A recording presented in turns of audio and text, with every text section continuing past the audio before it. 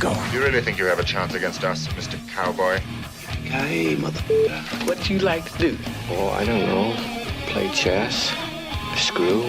Well, let's play chess. They give off to Jonathan Taylor. Jump cutting his way close to the goal line. He's in there. Touchdown. I-N-D-Y. Jonathan Taylor. Wheeler finds Clark from the logo. Here's Halliburton into the front court. Mishandled it, but gets a shot. Hits it. Hits it. John, I have never been better to be on the air with you here in Indianapolis, a place where so many of my dreams have come true. The Ride with JMV on 93.5 and 107.5. The Fan. We are officially rocking like docking on this show on a Wednesday. Thank you for joining us. It is busy. I will get to why it is so busy coming up in just a minute. You know how much I love hoop. I played hoop last night until after 11 o'clock. I love hoop. My Achilles is swollen. It hurts a lot. I'm limping around today. It is a bummer, but I wouldn't trade it for anything because I'm going to play until I'm no longer here. But only secondary to playing and being a part of it is talking about it. And we have a large scale of conversation coming up today regarding basketball. Large scale. A lot of the college stuff that we really haven't gotten into yet. And certainly we do recognize the importance of this game in Kansas City. We'll dial that in as well. So we're going to give you a little bit of everything. And I do have a couple of interesting questions to start the day. And we'll start with the Colts. Because you know Nationwide, and yesterday we talked to Sarim Petro, who is a local host in Kansas City, about how they view in Kansas City this 5-5 team with the Colts coming up at 8-2 on Sunday at 1 o'clock. Pre-game coverage starts with me beginning at 10 a.m. here on The Fan. But we talked about that yesterday, and you know it is something to where they don't have a similar feeling, and rightly so, about that team. That is not the Kansas City team that we were used to. But it still can be deadly. It still can be high level. Offensively, they just haven't reached that yet. But I have a couple of test patterns I'm going to throw out to you, and I'm going to see if you guys agree with me or not. Regarding the Colts, nationally, the perspective is this is a game that ultimately is going to be this test. Is this team for real? If you pass it, you are. If you don't, against an even on the season team in Kansas City, then maybe you're not what everybody in Indy believes you to be. And I'm talking about the national perspective right here. Okay, so it is. And really, every step that you take the rest of the way is going to be a test when you think about it, right? So you have Kansas City this weekend. You have the first of two against Houston. And the schedule stiffens. You get Jacksonville with two games back. So you're going to get into the teeth of your own division of which you haven't won since 2014. You got a road test against Seattle. You got a home date against San Francisco. So things are going to get tightened up. So I don't even necessarily think that this is a referendum on the Colts coming up on Sunday, but I do think it's important. I do think it's important in a season in which Kansas City is viewed, even by their own, by their fan base, not as good, not the same type of Kansas City team, to go out and show that this 8-2 is not a mirage. This is not make-believe. It's not a myth. It's true. And that's what the Colts have to show. That's, to me, a test. And I do buy into the national perspective. Like, I don't think they're as bad as everybody's going to say, for example, if they lose. But I do think it's a significant test that this team needs to pass. They're here to win right now. They have finally, we have all said for how many years, how about winning right now? Yeah, don't wait on the future. I mean, listen, I understand the reason why you're Chris Ballard and you get to where you get as a general manager of the NFL is because you have done all the right things and you have been a part of things that are on the upward swing, and you have, for lack of a better description, your own process. Well, let's face it, the process has been long and drawn out and kind of sucked. Not even kind of, really sucked. But now it doesn't. Here's your payoff. Here's your payoff for the wait. Here's your payoff for having the ultimate impatience. Here's your payoff for believing in this team, this organization. And it's interesting now, Carly Ursay-Gordon looks at it in a similar fashion as you. Now's the time. You go out and make that trade deadline deal, you are acting drastically different than you once did. Yeah, years ago, the only thing you were doing midseason is hiring a guy that's your former center, your Ring of Honor guy that was working for ESPN to bring him in to do not only coaching, but also a little recon about what the hell's going on in this locker room right here. Of which, when you hired Jeff Saturday, Chris Ballard, the general manager, absolutely hated. And when you think about it, had they won a game or two, then that would have lasted, and then Chris Ballard would be gone by now. But all that matters is, all this stuff is revisionist history. What matters is the now. We shouldn't give a damn about what happens next year or 2 years from now. And the greatest example of that is going to be on the hardwood later on tonight at Gainbridge Fieldhouse. Who gives a crap about what happens next year? You have to live in the moment now more than ever. Sure, we'll talk about IU's football program, about how it can sustain. But really, truly, what matters is this is ground in which this whole program has never seen. So you take advantage of where you are at that time. Now, that's exactly what the Colts need to do. And that starts coming up on Sunday. So I do buy into the whole national perspective. And I know there are a lot of loudmouths, a lot of yappers, a lot of dip blanks. They're saying it. And normally I would tell you, why are you even watching it? Why are you even listening to it? But I think in this case that they're accurate. I am going to throw out a significant gauge on where this Colts team is right now by the way that they perform on Sunday. And I'll go even further with this. You had the last two games that have led you down a path of wondering if this is real. And I'm just specifically talking about the offense right here and not Jonathan Taylor's portion of the offense. That is real. That is real, and he is MVP worthy and should be the front runner right now. But that aside for a moment, you look what happened in Pittsburgh. Pittsburgh was a desperate team, much like Kansas City's a desperate team going into this weekend. They were a desperate team, and they concocted something that it didn't take a great deal. All they really got was high-level production from their fossils. Their fossils off the end, their fossils in the face.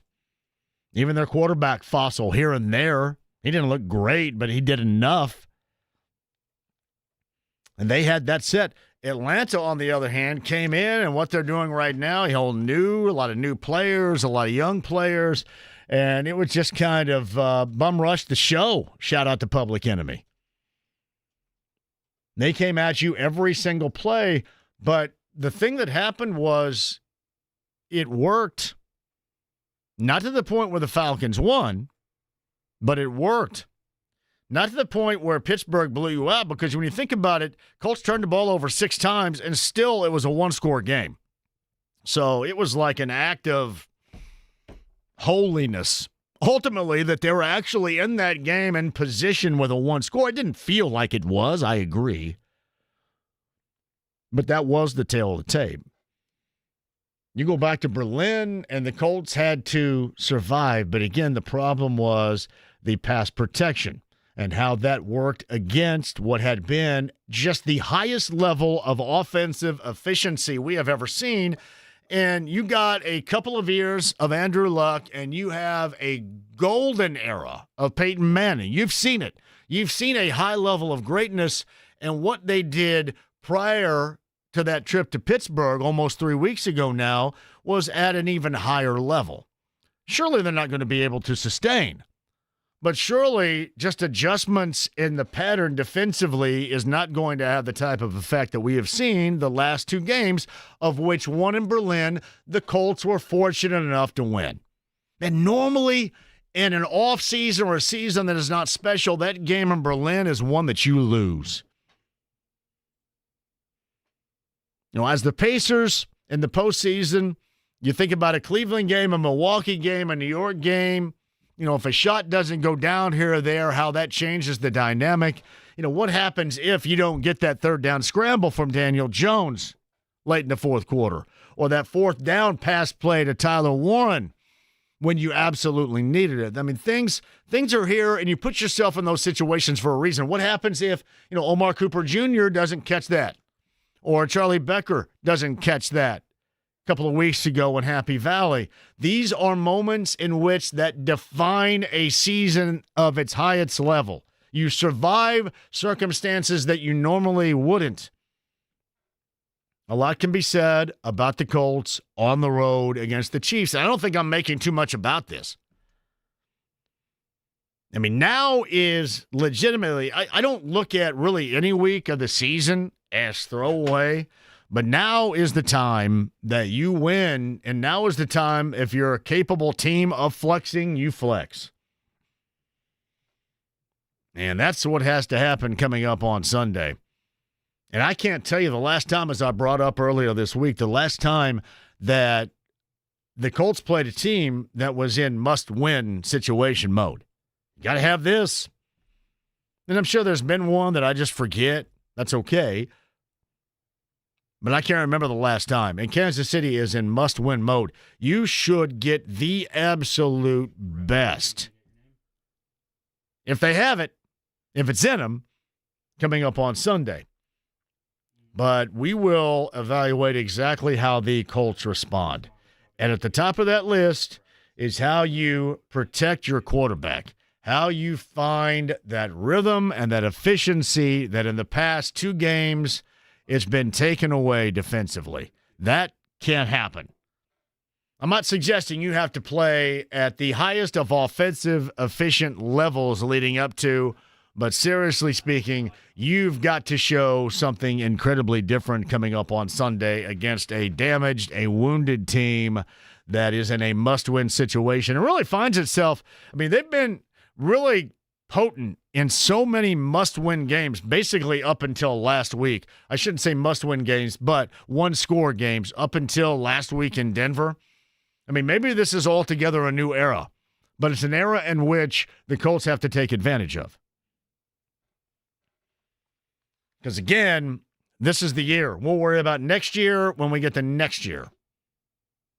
You'll worry about the future when the future starts to take shape, when you have time to decompress, take a breath, and think about it. And all you have to do is look back at the Pacers. Because we all know right now what matters most. What matters most is what took place during the postseason, what took place in that first quarter up to the 7-minute mark of the first quarter in Game 7 of the NBA Finals. You know, all this now is a bunch of crap. Seriously. It's unfortunate it's working out the way that it's working, but it is a load of crap. But a great example as to why you have to take advantage of what you're capable of taking advantage of, and that is living in the moment. It's funny. It's normally, we charge the younger generation for living vicariously in the now, in the moment. And I don't know whether or not you're going kicking and screaming as a part of this generational tug or pull, if you will, but that's just where we are.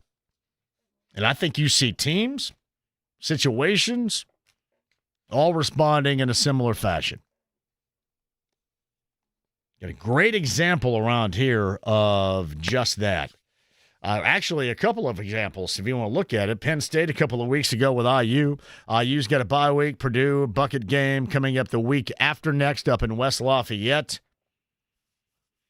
Sure, that's more we're going to discuss. I will tell you this. I talked to Kyle Kinnett a little bit earlier, and I know that nothing has been solidified yet.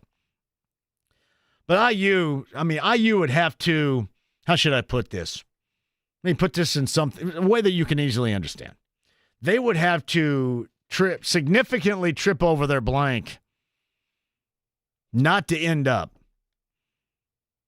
And, obviously Ohio State still has work to do too. But I can tell you this, that the plans are already in motion for having the best Big Ten championship game pregame party of all time with bullseyeeventgroup.com. I've got more passes for you today, but I was talking to Kyle Kinnett a little bit earlier today. This is going to be an incredibly difficult ticket. And I know even a lot of these season ticket holders, longtime IU football fans, and I'm not suggesting that it's all set in stone yet, not at all, but I'm just telling you, if you're thinking about wanting to go to the Big Ten championship game, regardless of the circumstances, Bullseye is going to be your place.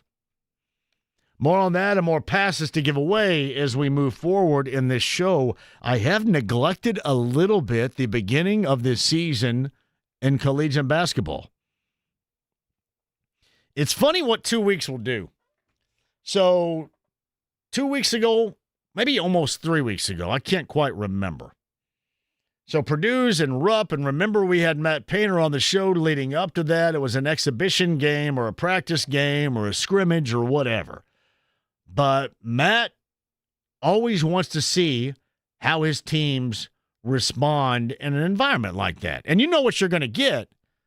I mean, if you go out there in practice jerseys, but you let fans in at Rupp, it's going to be something. It's going to be the type of test that you're looking for.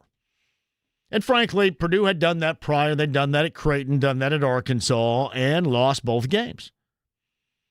So they go down to Rupp. They lose that game in decided fashion. And then you couple in how they looked at home against Oakland and Greg Kampe, who is one of the better coaches in America. And then all of a sudden, they're not worthy. Kentucky in that exhibition game, everybody feels good about that. And then since, not so much. But I think everybody feels a lot better about the Boilermakers. Rob Blackman is staked out, I should say, in the Bahamas. He's going to join us a little bit later on in the show. We'll talk Boilermaker basketball because I have been neglecting a little bit the start of the season in college basketball. I feel bad for that. Memphis coming up tomorrow. Voice of the Boilermakers, Rob Blackman, joins us later on in the show. Our good friend, former Hoosier Brian Evans. I'm going to get his evaluation as a former player as what Darren DeVries and the start of the season for the Hoosier basketball program is compared to what it has been in the past 8 years. We shall do that with Brian coming up at the bottom of the hour. Tom Crean's going to join us from ESPN, the former coach. We'll get a break not only of that, but a little bit. I know he covers the Timberwolves and the NBA, so he's got a really good line on that too. Tom Crean's going to join us a little bit later on in the show. And, of course, Colts and Chiefs and a newborn. An addition to the family for our good friend, Kevin Bowen. I think you kind of know where I'm going. My demographic here, at least for me, is Generation X. I'll ask James this really quick.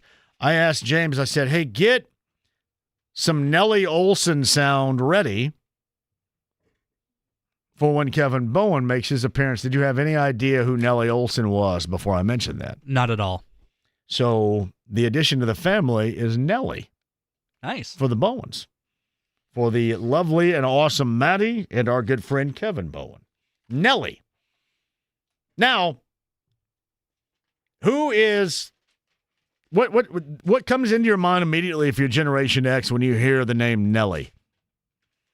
Now, maybe a younger generation thinks it's Nelly and thinks of the rapper, the artist, Nelly. But I immediately think of Nellie. Oh, I can't help. I'm compelled to think of Nellie Olson. So I guess you have a combination here. You can go Nellie Olson sound to bring in Kevin, or you can do like a Nellie, maybe Nellie Olson sound over a Nellie song.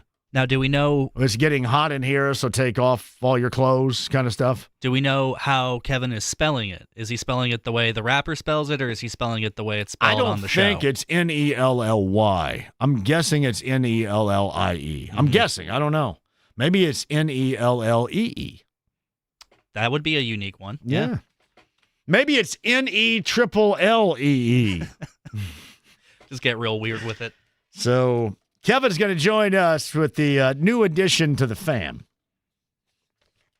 And we'll do that. So, yeah, we'll have to come in with a Nelly song and then Nelly Olson. I think that kind of ties it all together. Bullseye passes to give away. Motley Crue's coming back the summer of 2026 to Ruoff Music Center. Thank you to Live Nation for doing that. I have Motley Crue tickets for you. Weird Al's going to be at Ruoff, too, coming up in the summer of 2026. I have tickets for you to win there. I've got 2 road shows tomorrow. We're going to be at the Free Spirit. Cam Bynum of the Colts will join us. Their safety right off the top, and I cannot think of a better person to talk to because you get back to practice. Charvarius Ward, Jalen Carlisle, and we'll see if that secondary is going to be all together with now the addition after one game of Sauce Gardner.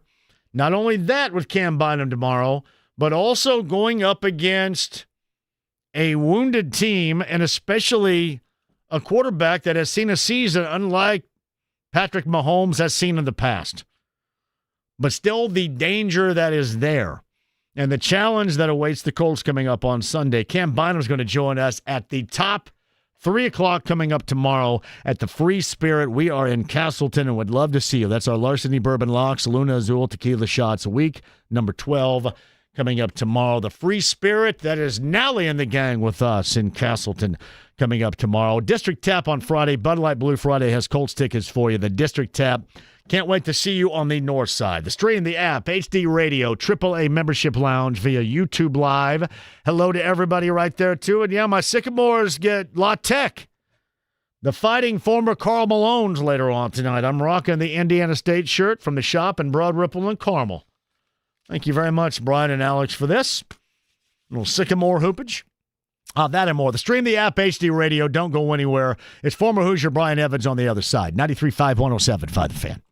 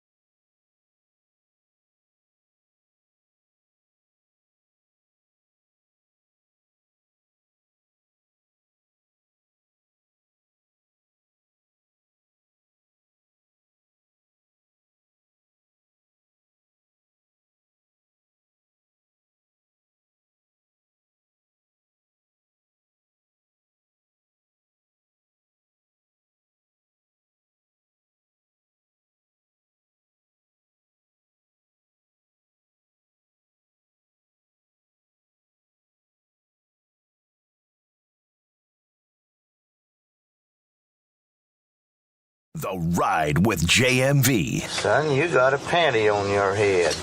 You drive fast, eh? 93.5 and 107.5. The Fan. Text lines at 317-239-1070. I've got some messages there I shall share, especially with the Colts on the road in Kansas City. That's on Sunday. Calling it must win. That coming up in a minute. Tom Crean, Rob Blackman, Kevin Bowen. Road shows tomorrow, Friday. BullseyeEventGroup.com. Not just the Colts VIP tailgate presented by Hayes & Sons Restoration, which, by the way, is coming up again next week, back at home against Houston.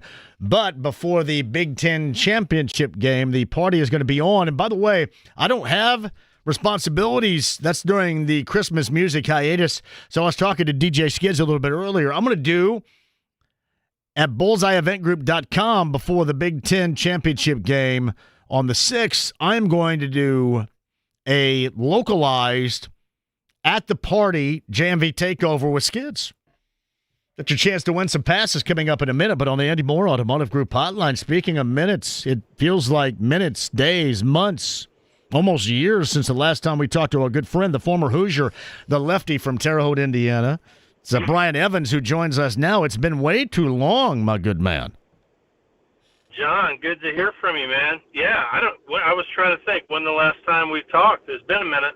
Yeah, during the basketball season, I'm sure. I probably asked you. I'm sure I brought you on to ask you about the DeVries hire and, you know, how the Woodson era ended and all that stuff. I'm sure we talked. That was probably the last time. That's the last time, really. We haven't really talked too in-depth on IU basketball, and we're kind of getting that started today. So you are starting this thing up. There's a lot riding on your appearance here.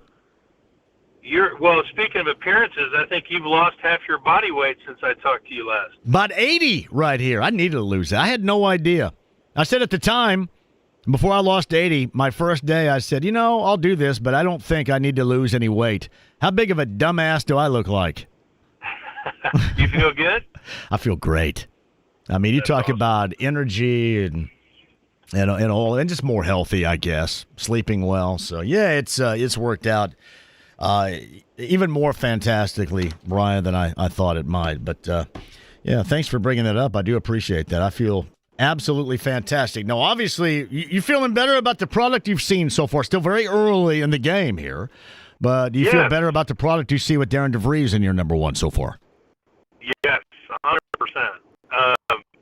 I think good energy, right? When I watch them, I see guys that are organized and they know what they're doing. They know what their schemes are defensively. It's early. I feel like for me, I'm still getting to know the roster. Yeah. And I think 4 or 5 guys I'm familiar with and what they can do, and still the guys that aren't playing as many minutes, trying to get used to them and know their names and their numbers. But it's been fun. So far so good. Hey, this as a shooter, good shooting really will cure all. And maybe there was a lot to do with that when they played on that neutral floor in Chicago against Marquette, the way that they shot it. But the thing that stood out to me, I had Tucker DeVries, the coach's son, on the show last week, and I was surprised about how cohesive this group of guys look, considering they hadn't played with one another in game situations, how early it was so far, because that's part of the equation now, Brian, is, you're going to get a lot of new bodies in basically each and every year with most programs around the nation, and how quickly you acclimate is part of the importance to how quickly a good start you get off to. Yeah, they've done it. I mean, I didn't catch Tucker when he was on the show. I wish I would have. I haven't heard him speak or anything, but I'd like to. I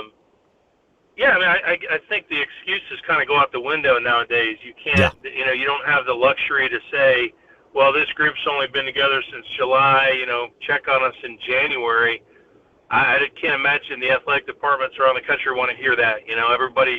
Everyone's playing by the same rules. Everyone's kind of reshuffling their deck every year. So I think that excuse kind of goes out the window, and I'm glad they're not using it, and they don't need to right now. Yeah, I'm assuming for you, As a shooter, you like the way that they normally shoot. Didn't shoot it very well the other night, but how they normally shoot it. And to me, it kind of starts with the ball movement. And I think we took a cue from the Pacers in that playoff run. The ball, never stuck. It was always popping around, and Tyrese Halliburton was running the show on that, we know. But I like the way that the ball is moving, because it seems like we spent the better part of 8 years where the ball did stick, in the low post especially, and I thought it was a breath of fresh air to see that ball movement in general to start this season with this group. I couldn't agree more. It's hard to defend, number one, if you're constantly recovering to shooters.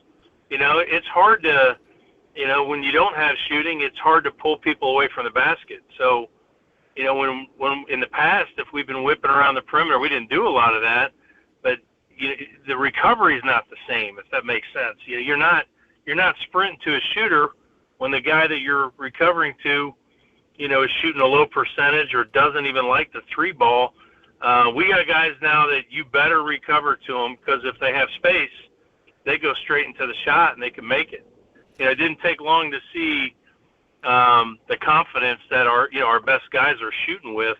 If they're open, it's going up. And I like it. And so what it does, though, if you do move the ball, man, you can get the defense really scrambling, because, if everybody's a shooter, if everyone's capable of knocking in a shot, it gets really hard for the defense. So I love it.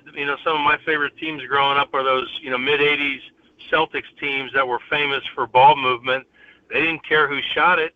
They wanted the most open shot because they knew they'd shoot a high percentage. So it's just the kind of basketball I like watching. I'm having fun watching this team and getting to know the personalities. He is Brian Evans, the former Hoosier. He's on the Andy Moore Automotive Group hotline regarding IU and their first-year head coach here in Bloomington, Darren DeVries, and their start to the season. Are there a lot of qualities you see with this group that, obviously nothing is the same here, but are there qualities that you take away from this group of which you were a player and what you did down in Bloomington with you and your team? Are there some qualities you can at least take away from this, especially on the offensive end?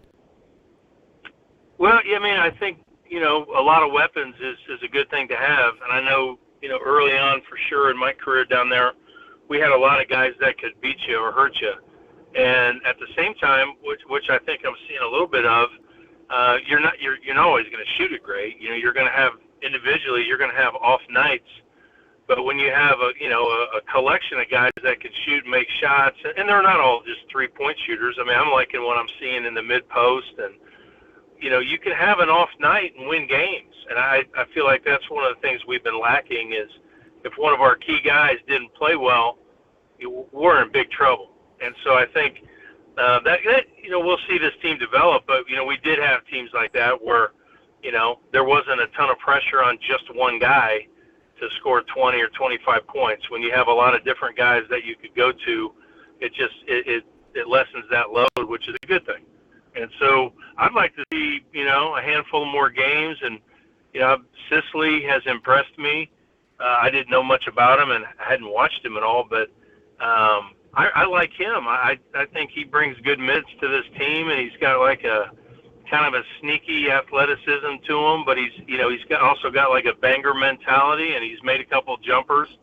He runs the court really well.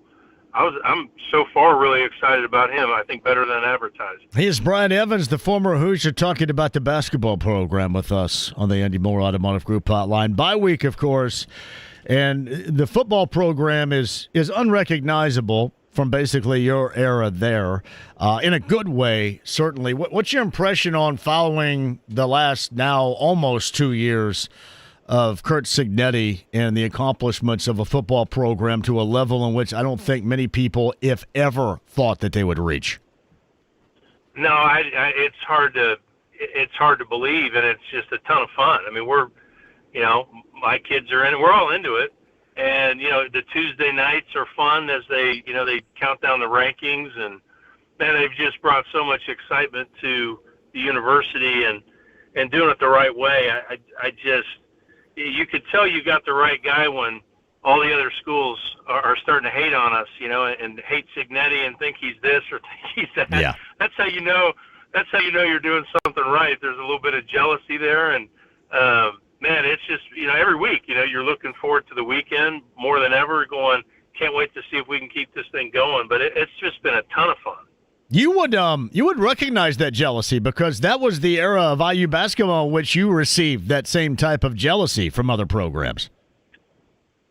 Yeah, I mean, it was always so much fun to, you were definitely the team. Yeah. And Coach Knight obviously had a lot to do with that.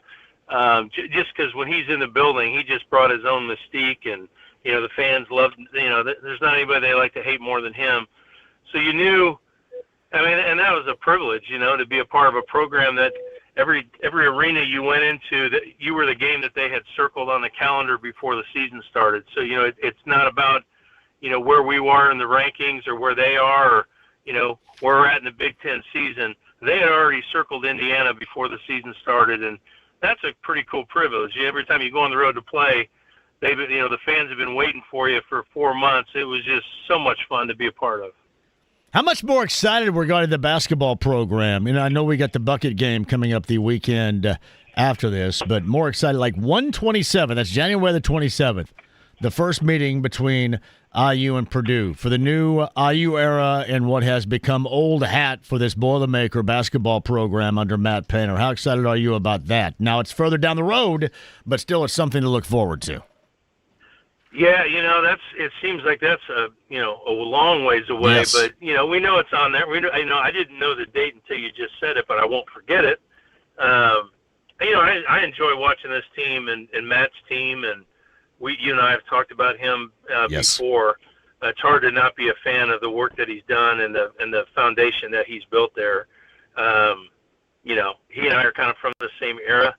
I know a lot of people in common. Nobody has a bad thing to say about Matt.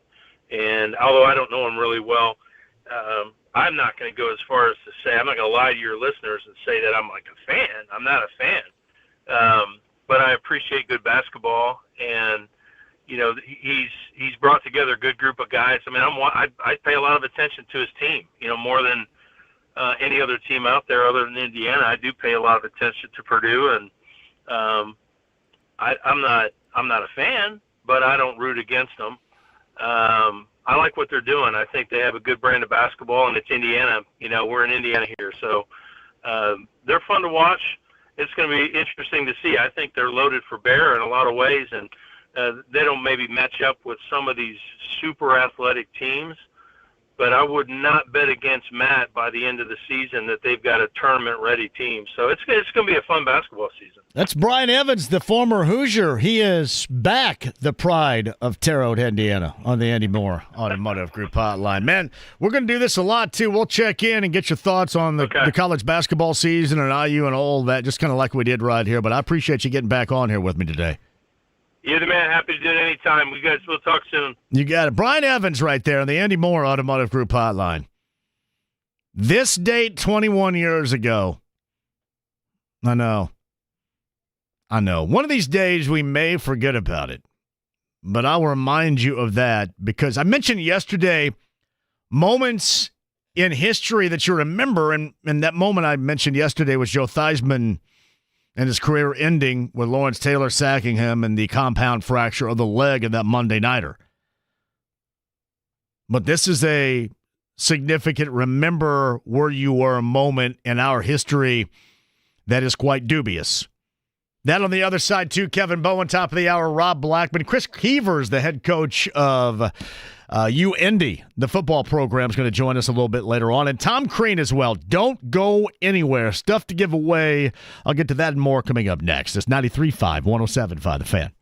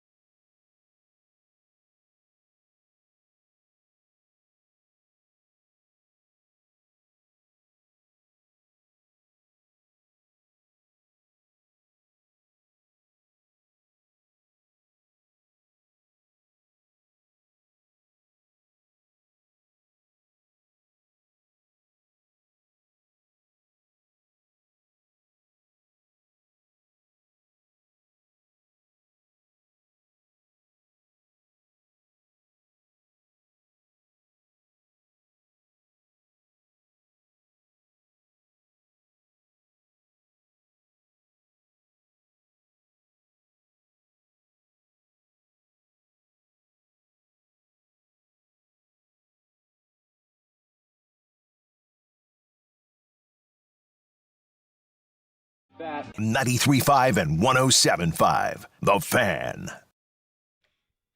Brian Evans, podcast 1075thefan.com. Cam Bynum of the Colts coming up tomorrow. Larceny Bourbon Locks, Luna Azul Tequila Shots, the Free Spirit. I love the free.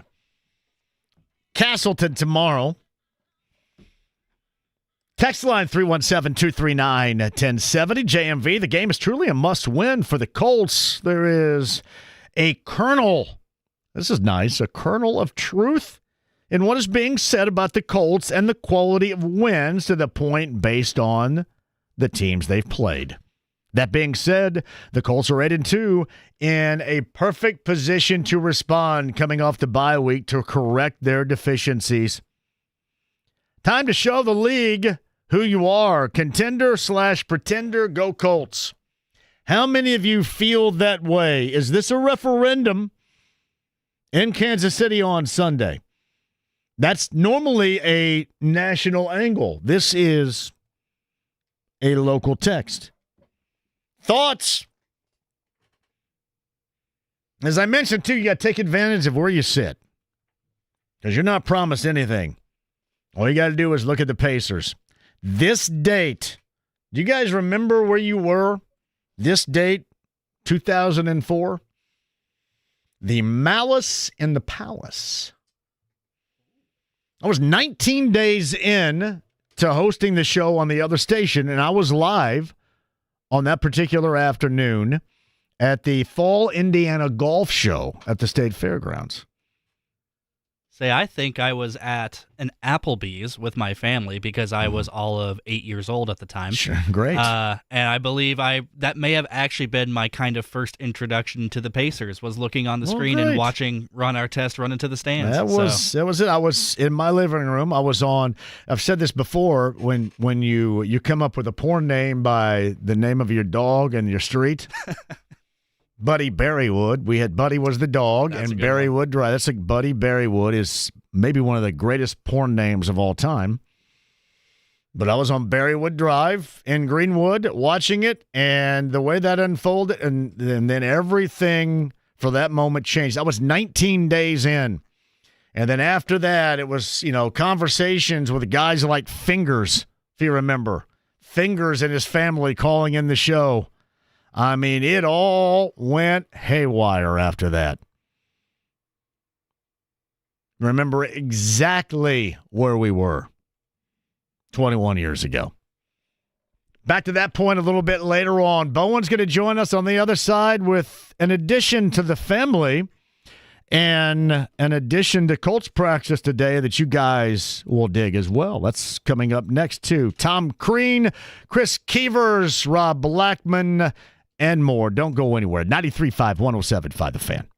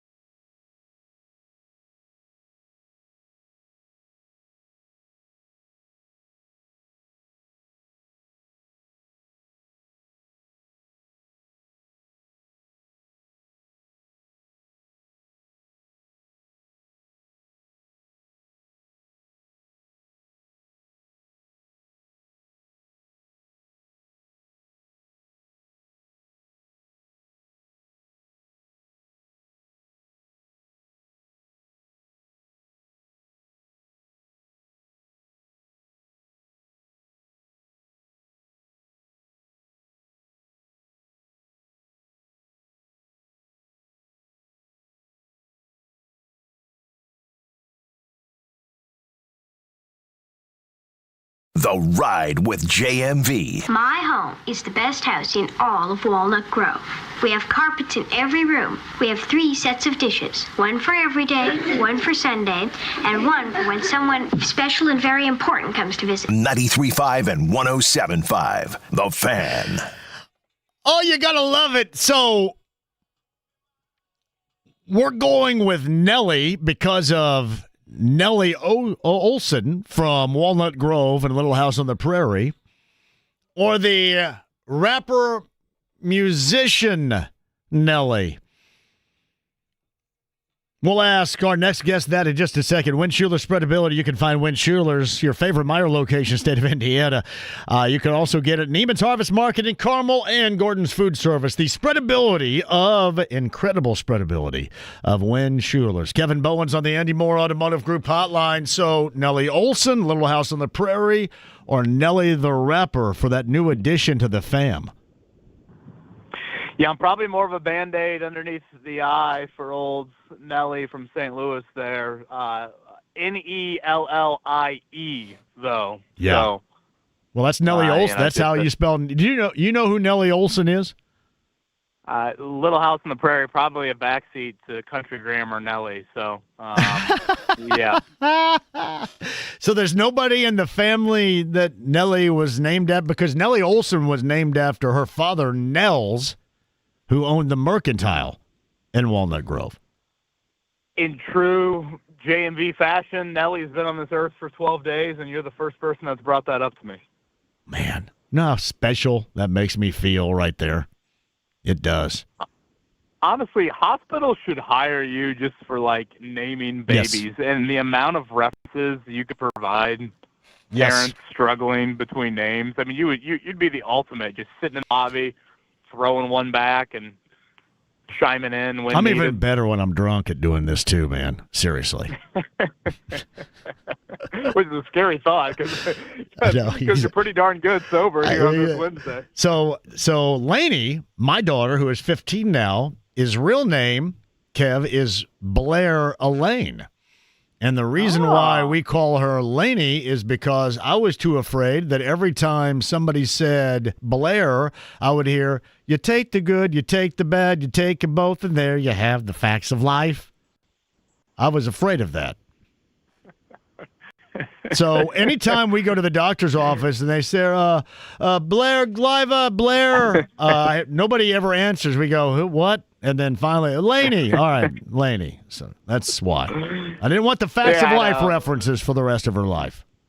Yeah, we've, Nellie's real name is Annalise. There's a little bit of a family tie to, both of those, of the parts of that name. But, yeah, we went to dinner a couple Thursdays ago, the night before we had her, and went through a few names and decided on little Nellie. So I appreciate you you reaching out, and healthy and happy. Mom's doing great, so very, very fortunate. I'm proud of you guys. That is awesome right there. What was the second place name? Did you have a runner-up? Maddie really liked the name Louise, calling her Lou. Oh, my God. It'd be Wheezy all day long with me right there. It's probably a good thing she didn't. Yeah, I was like, when I called Lou Anarumo by name on Tuesday, I thought to myself, I don't know if the two Lou's in my life could be the Colts defensive coordinator and then my daughter. What else? Wheezy. I'd be calling her Wheezy from the Jeffersons all the time. That'd be great. Sure. Yeah. I really liked Chloe. She really liked Eliza, I think was. Ooh. I think that was the other name she liked. Yeah, Eliza that's way too close to former worker Elijah here from Martinsville. I think of him. Elijah, the producer Elijah? Yes, Elijah. I don't want to think of his grill when I hear that name. He was great. I love me some Elijah Roberson. Luckily for the most part, we didn't really have too big a debates. Honestly, one of the bigger debates I had was with Max. I didn't want to call him Max at all. I think Max is the most popular human dog name out there. Yeah. Yeah, I was watching The Grinch the other night, and their dog's named Max. I mean, everybody names their dog Max, so I don't want any part of it, but she deservedly so won out, and now I absolutely love it. Yeah, Max, the really short one syllable, is that fair to say? Names became popular, I think, about 10-plus years ago. Very popular, right? Like Max, and I know this is a bad example. He'll probably use it tomorrow. Jake, other names like that became popular, right? Kind of like it back in the 1980s when Heather and Ashley and all those names, and those normally would transition into really hot girls. Those were a lot of hot girls back then. Yeah, this time 2 weeks ago, you were referencing all of the stripper names of Amber. the 80s to me here. Yeah. Amber. Yeah. Amber. Amber was naughty. All the Ambers I knew were naughty. The naughty Ambers. So, yeah. Hey, congratulations, though. All kidding aside. That is awesome. And how are we sleeping? We're definitely seeing some hours of the night I haven't seen in a while. But, right. You know, that is to be expected. But, you know, I don't know. Maybe with the third, it's like, you know, there's some light at the end of the tunnel. So as, you know, wild as 2:38 and 3:47 look on the clock. You know you can call Jake and I because we'll both be up because Jake called me at 2:15 week before last before he left for Europe. And I go, I answered on the first ring. I was watching Magnum PI. I was scrolling on Twitter the other night, and I kid you not, and I'm scrolling, and I see you were my most recent tweet at about 3:08 in the morning. Wasn't that awful?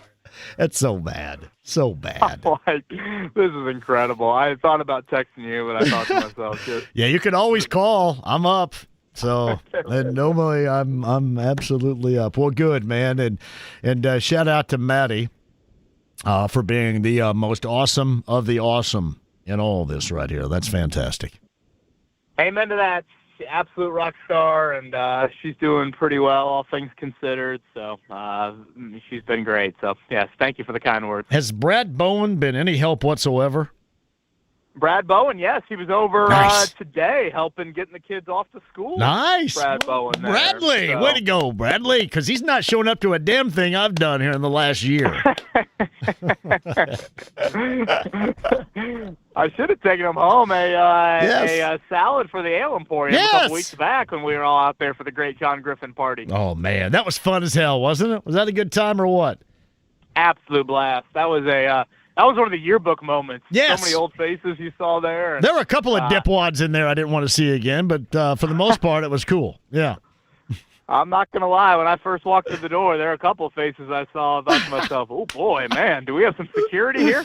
Uh-oh. No, that was good. No, seriously, it was a hell of a time. So, speaking of new faces, got a couple of new faces back, right, that were practicing earlier today that Colts fans will be excited about, I guess.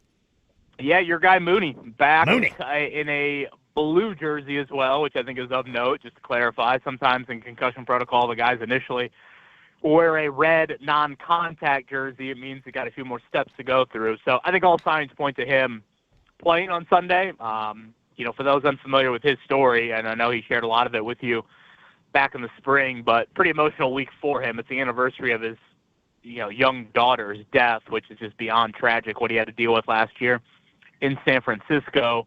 Prior to San Francisco, he spent his first 4 seasons in Kansas City. So this would be the first time he's back at Arrowhead. So, again, I would think just a ton of emotions for him, and not to mention everything he went through, just his own physical state and getting really knocked out for a month, if you will, from that pregame injury there. So, yeah, I would expect a defensive back group in the nickel package on Sunday to be Sauce Gardner, Mooney Ward, Kenny Moore II, Cam Bynum, and Nick Cross, and that's a pretty good 5-man grouping. I'm going to ask you this because you're at every practice. You follow this. I'm kind of curious. What's your expectation to see? And I think it's really cool that you're going to go up against the future elite level, one of the greatest of all time, quarterbacks coming up this weekend. But what do we expect to see if all of this is in place with that group in the secondary? Yeah, I mean, I've covered the Colts since 2010, and I can assure you I probably have never, walked into a game with that talent in the secondary. I mean, it's 3 Pro Bowlers, all pros, however you want to label the 3 corners, and then I would argue Cam Bynum and Nick Cross have played at a really high level this year. So, yeah, I mean, I don't think it's hyperbole. I mean, I literally do not remember a Colts game where it's looked like that on paper. Now, without DeForest Buckner, I think it's critical that you do have those names back there and kind of help out whatever Lou Anarumo wants to do. Common sense would say, well, if you're lacking your best pass rusher and you have those guys in the secondary, blitz like it's Remember the Titans. But, against Mahomes, the Anarumo blueprint has said oftentimes you don't do that. You more of drop 7 or 8 in coverage. You hope that your pass rush eventually gets home, but you just make Mahomes hold on to it. So I think it'll be really interesting what Lou does, because, again, he does have this history of making things a little bit more difficult for Mahomes than most do. But at the same time, his personnel from a pure defensive line standpoint is not what it has been or used to be. So, I think that's obviously a huge, huge factor going into Sunday. So Kevin Bowen, Fan Morning Show, along with James Boyd and Jeff Rickard. Kevin Bowen's on the Andy Moore Automotive Group hotline. Do you visualize this? I guess in this case, give me the balance here. What is more of the story? Is it a must-win for the Chiefs at 5-5, or is this a so-called referendum, if you will, on an 8-2 Colts team that a lot of people on the national level just don't quite believe yet? Yeah, I think it's a great question. I mean, because these storylines, just on the surface, you would have seen them 2 months ago. Chiefs-Colts match up. One team competing for the 1 seed, other team competing to stay in the playoff picture. Yeah, you would have assumed that was Kansas City versus Indy, not the reverse, Indy being the 1 seed contender and Kansas City clinging to playoff hope. So, I mean, the game means more to Kansas City flat out. Now, James, I thought, brought up this, pretty well earlier today. There is kind of a psychological component to what Sunday, I think, could mean for the Colts. I think, to some, it would be one of the more impressive wins, of the Steichen era, of the Ballard era. And that might sound weird to say about a 500 football team, but, given where you're playing them, who the quarterback is, I can listen to that. I can certainly hear you. Now, if you want to get super, technical, and if you're looking at the next 2 games for the Colts, the games that really matter more are Houston and Jacksonville more than Kansas City. Now, beating a Houston or beating a Jacksonville might not carry the psychological weight of beating the class of the AFC for the last decade, but, from a AFC South standings, which, I mean, how many times have we been at this point of the season, John, and you look at the AFC South, there's 3 teams at 500 or better. I mean, I can't recall the last time that's happened. So, again, Sunday I think maybe could mean a little bit more like, man, can you believe we beat the Chiefs? And, again, what does that do from a jolt of confidence?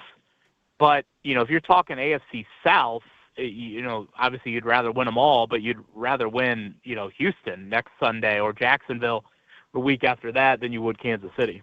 Hey, Kev, clearly there's been an issue in pass protection and quarterback ball security in the last 2 games. They were fortunate to survive that against Atlanta over a week ago, certainly in Berlin, and they've had ample time now to straighten that out. Is that something you believe they can straighten out, or are you concerned about that being problematic going into this Sunday in Kansas City and maybe even for the rest of the season? Yeah, I think it's something that they can straighten out. Now, one thing I think that's been impressive and, certainly worrisome for the Colts is I don't think Pittsburgh and Atlanta necessarily did it with, like, tons of blitzing. I just thought their individual edge rushers, more often than not, won out on the outside against Bernard Ryman and Braden Smith. I thought it was a little interesting. Shane Steichen seemed to, downplay it today and even reference, well, sometimes Daniel Jones is just running out of bounds and those counts as sacks. I'm like, well, it's 12 sacks in 2 games. Let's not act like Daniel Jones is running out of bounds on 6 of those 12. I mean, there have been some clear pass protection issues. And again, maybe some of that is quarterback driven too, of, not identifying some of that, not feeling some of that pressure, not getting rid of the ball quick enough. I thought Joel A. Erickson pointed this out well earlier in the week. He kind of looked at some of the Jones numbers of how long he's holding onto the ball in these last 2 games, and he actually is not holding onto the ball much longer at all than he was in the first 8. And so that, to me, is an indicator of, okay, the rush is just getting there quicker. It's not necessarily Jones can't find anybody or whatever. He's not seeing guys open there. So, Shane took some personal blame for it of like, yeah, I got to put, guys in better position from a play call standpoint and this and that. And, you go back to the Pittsburgh game and, you did leave T.J. Watt, Braden Smith on an island there on a first down play in scoring territory. Maybe that's a play you look at and say, hey, I should have chipped there. I should have done something along those lines. So, again, 12 sacks in 2 games is, nothing, I think, to make excuses for by any means. So, I don't think Kansas City necessarily has the personnel to do that with a 4 or 5-man rush. Yeah.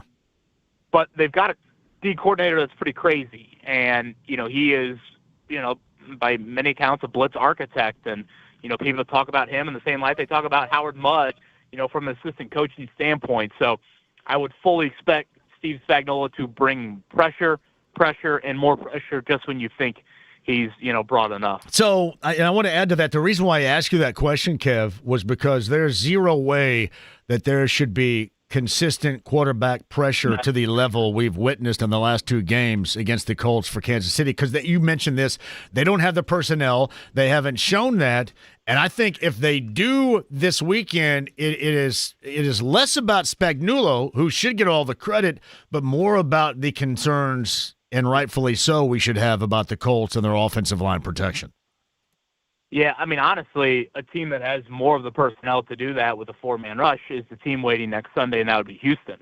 I mean, with Will Anderson Jr. and Daniil Hunter, I mean, they've got the potential to dial something like that up against you without bringing a ton of blitzing, a la what Atlanta did, a la what Pittsburgh did. So I think that's where it gets a little different. So I think this is, any time you play Patrick Mahomes, the conversation, again, very understandably, immediately goes to how are you going to defend Mahomes? But, I think given how the Colts offense has looked the last couple of games, I do think the Shane Steichen, Daniel Jones chess match against Steve Spagnuolo is going to be a huge one because, a lot's been made about Lou Anarumo's success against Patrick Mahomes, and Cincinnati did win 3 straight games against Kansas City over the course of a couple seasons. But if you look at those 3 games, Kansas City still scored 24, 24, and 31. So it's not like Anarumo was pitching shutouts or, whatever, holding Kansas City to, 13 or 17 points here. So you're still going to have to score. And, the Colts offense has been able to score this year. Just they got to get out of their own way, which they haven't done the last 2 weeks. It's Kevin Bowen, the Fan Morning Show, along with Jeff Rickard and James Boyd, weekday morning 7 until 10 a.m. here on The Fan. Kev's on the Andy Moore Automotive Group hotline. The 1-win Pacers on target for like a 7-win season or something like that, which is absolutely ridiculous. They get the Hornets later on tonight. So SGA, Nikola Jokic, these guys have played at a high level so far. But has anybody been proven more valuable along the NBA landscape than Tyrese Halliburton not playing for the Pacers? Yeah, I was half joking, half serious earlier this week. I said you should put him down for some MVP votes. It's, there was this narrative last year from, I think, a lot of national NBA people of like, hey, our team's going to start duplicating or replicating what the Pacers are doing. And I kind of laughed at the notion because, to me, it was a total discredit to who Tyrese Halliburton is.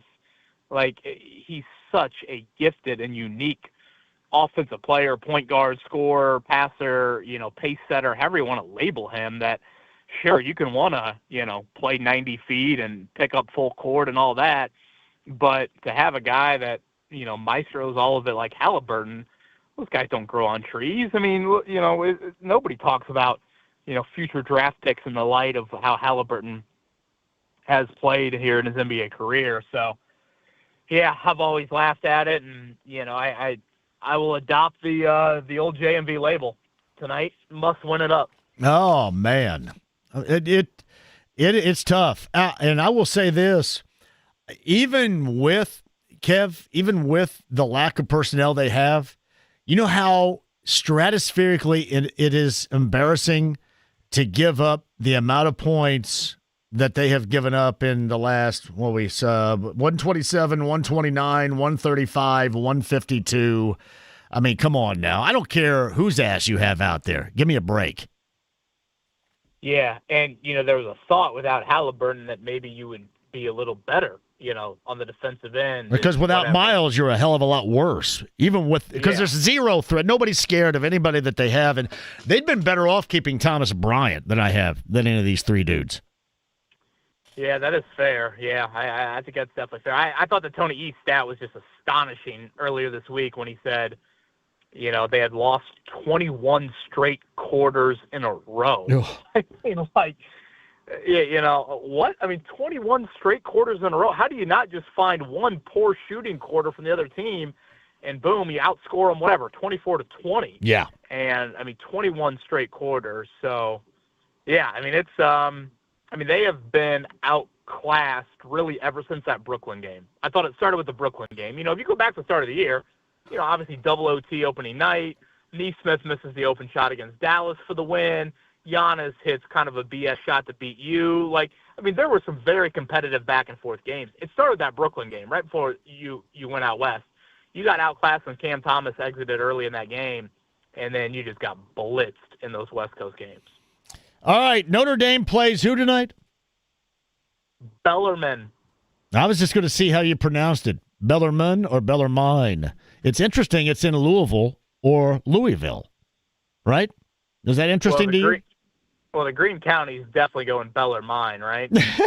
There's no question. Bellarmine. I'm going to go to Bellarmine. Yep, right, we're going to go to Bellarmine. That's right along the lines with, really, DuBois County and not Dubois County, and Milan and not Milan, and Versailles, not Versailles and not Versailles. It all kind of goes along the same lines there. Makes sense. Picturing you at the lunch table and, and your buddies. Yeah, I got into Bellarmine yesterday. Yeah.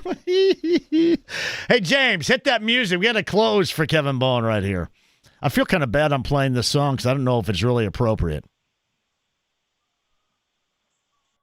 You know who this is, Kev? I should. I've heard the song a million times. Who is it? Nelly Furtado. That's right. And Promiscuous. Right. Do you remember what former NBA MVP gets a mention?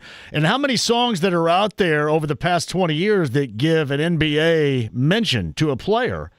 Do you remember in this song what NBA former MVP was mentioned, lyrically speaking? Oh, gosh. No, I don't. Was it Steve Nash? Because Nelly Furtado at the time was dating, they're both Canadian, Steve Nash. Look at that. How about that? Boy, that's MVP Steve Nash. Yeah, and it's interesting. He's in a song, and remember, what song was it with Jay-Z where they mentioned Nick Van Exel? Handles like Van Exel. So, yeah. Yep. And obviously, Halliburton's had his name mentioned here. So there you go. That'd be pretty cool right there. I did have to bring down the song because lyrically speaking, I don't know if I want to bring your Nelly in on what Promiscuous was talking about with Nelly Furtado, but it makes sense. I don't know how many Nelly lyrics necessarily I want her to replicate in her life here. Yeah, that's crazy. Absolutely crazy. Hey, by the way, really quick, I know, James, I got to run here. 21 years ago, Malice in the Palace. Indeed, yeah. We played the clip earlier on the show, and I tweeted it out. I thought Rick Carlisle, it was a couple of years ago, I asked him about it when we had him on, and he offered, I just think, a different spin on kind of that season. Yeah. Not necessarily that night, but the season as a whole. I know you remember it because you're a diehard fan, but, the Fred Joneses, the James Jones, the Eddie Gills of the world, they don't get that opportunity. And they don't. And I don't know. It's a side of that night that obviously is so infamous for so many wrong reasons. But I thought it was interesting from Carlisle. So, yeah, I tweeted that out earlier if people want to check it out after the show. Some player names go down in legend like Marcus Hayslip, like Crap Thorpe, and Devin Aramashadu might playing wide receiver for the Colts in that Chargers game. Yeah. Britton Johnson. Can you name the one Pacer player? They played 6 guys that next night against Orlando. The one Pacer player to come off the bench that night and play 15 minutes. Can you name him? The one Pacer player that came off the bench that night, Eddie Gill. Fred Jones, Eddie Gill, David Harrison, James Jones. I think I'm forgetting one starter, but it was John Edwards giving them 15 quality minutes. as the only bench player for the Pacers. Was he Kent State? Bowling Green. I'm going to guess a Golden Flash. I think you're right about that. The Mac right there. My brother, we're happy for you. My best to the lovely Maddie and the awesome Nelly, the new addition to the family, man. Again, if you're ever up at 3 a.m, just call me. I'm there. Thank you, John. I appreciate that. You got it. Kevin Bowen right there. Fan Morning Show. Quick break. We'll come back. By the way, he's on the Andy Moore Automotive Group hotline. Rob Blackman's in the Bahamas. He's going to join us coming up. Talk Boilermaker basketball. Tom Crean, Chris Keevers, and more on the way, and your chance to win, too. Don't go anywhere.